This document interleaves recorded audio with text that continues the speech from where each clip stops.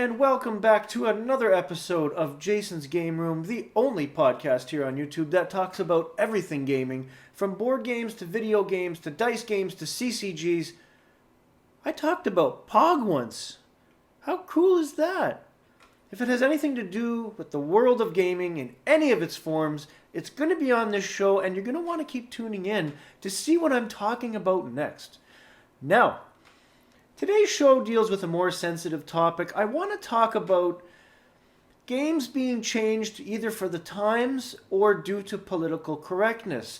There has been a lot of this in the last few years, some of it being due to the times, some of it being due to the quote-unquote woke crowd, political correctness, special interest groups that have nothing better to do, and of course social justice warriors who all belong in a giant flaming garbage dumpster and shot into space. I'm not going to mince words when it comes to this. I'm sick and tired of things being changed just because some snowflake decides they're offended by something, and it's getting ridiculous.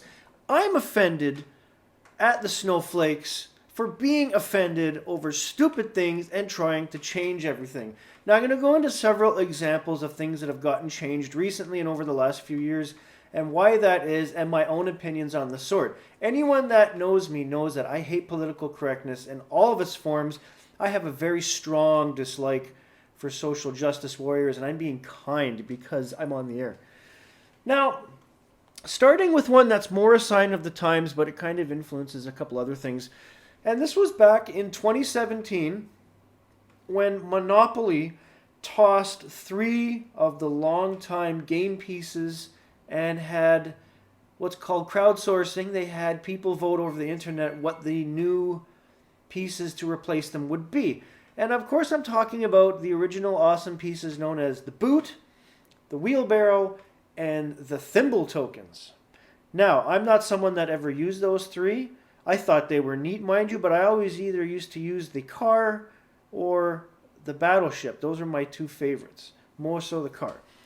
And the boot, the wheelbarrow, and the thimble were removed in 2017 after 4.3 million votes determined the newly configured group of 8. And this included the standard battleship, cat, car, hat, Scotty the dog, which were the classic. And then the new pieces we got were a penguin, a rubber ducky, and a T-Rex.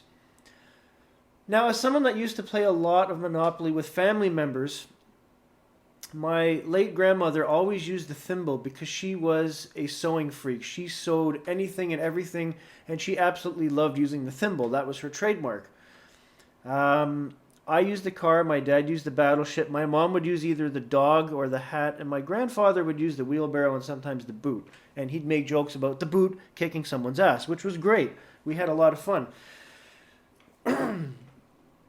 One of the reasons that they held the vote and decided on changing a few of the tokens is that they wanted to replace it with more, and I'm using quotations here, culturally relevant items.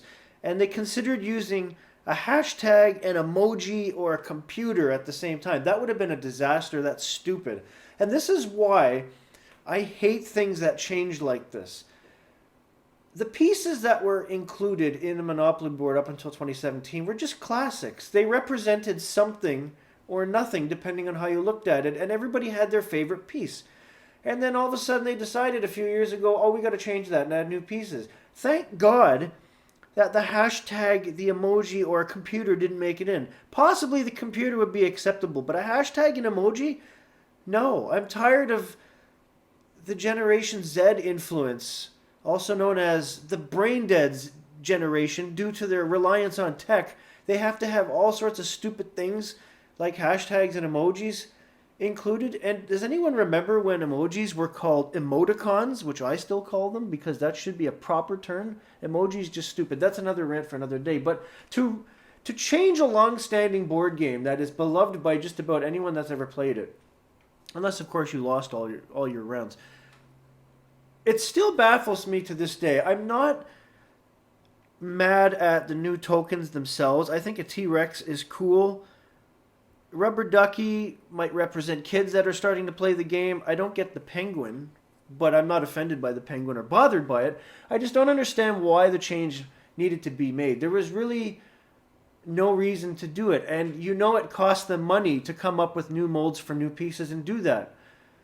I think this is playing on the fact that, oh, we better do something to change the game to get more people interested in it, even though Monopoly is an institution in itself. You don't need to change anything. People play it regardless. And as an addendum to that headline, they're actually considering replacing the cash in the game with debit and credit cards, which is horribly stupid.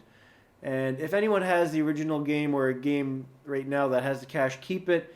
You're not going to learn about money and finances by playing this game through using debit and credit cards in the game. That's just stupid. Again, stop dumbing down the game for younger generations that don't have a brain in their head. I don't agree with that. It is ridiculous. Now, moving right along to another headline in this episode, and this concerns Wizards of the Coast. Of course, you know them as the makers of Magic the Gathering, and as you know, I've been playing Magic the Gathering since it came out in 1993. Actually, I watched it for a couple years before I started playing it specifically because I was into another CCG. That's another story. And one of my biggest issues as of late with Wizards of the Coast in regards to Magic the Gathering is the fact that they are changing cards and card art and doing this whole program trying to make them quote unquote less offensive and culturally sensitive. And my question to that whole line of thinking is, when did anybody ever become offended by card art in Magic the Gathering? I'm speaking from experience as someone who has been playing for so many years. I've seen so many players of different races play this game. I've had friends from Europe play it. I've seen Chinese and Asian players play it.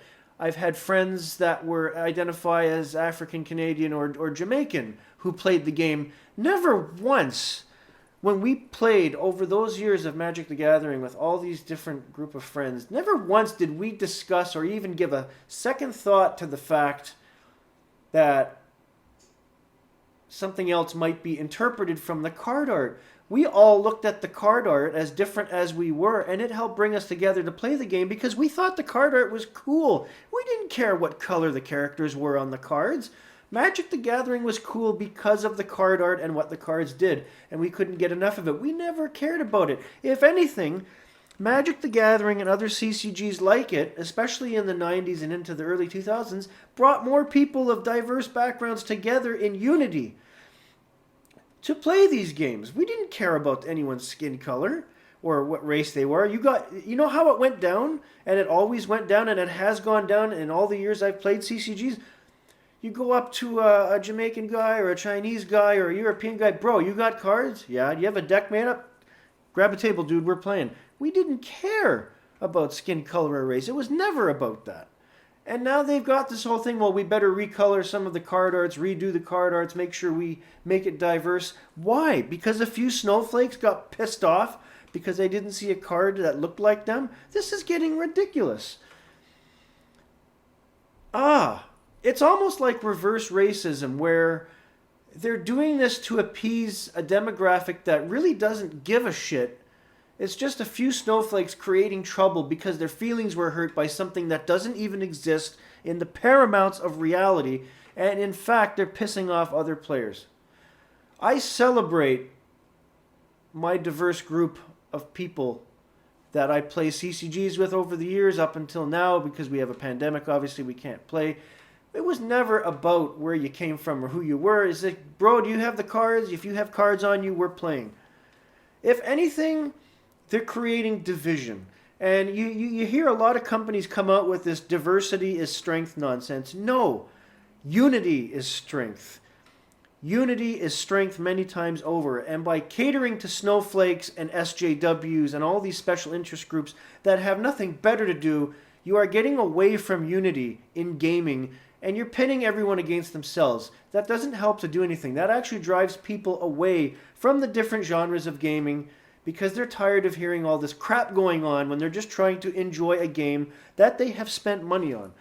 If anyone from Wizards of the Coast is listening to this show, and I doubt you will because you don't have any common sense left, judging by what you're doing to the game, not just with this diversity nonsense, but with slap on the wrists with players that need to be banned for life and everything else you've done in the past 5 to 6 years, just stop.